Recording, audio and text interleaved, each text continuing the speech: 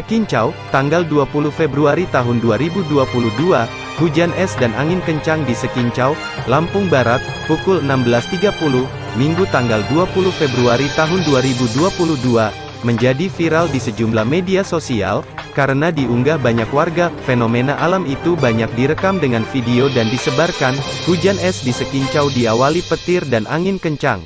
Hanya beberapa saat, hujan turun, juga dengan deras, butiran es pun berjatuhan ke jalanan dan terdengar keras menimpa atap rumah warga, yang umumnya terbuat dari seng. Kamto, salah seorang warga Gihem, mengatakan, selain hujan es, angin kencang juga merusak sebagian atap rumah.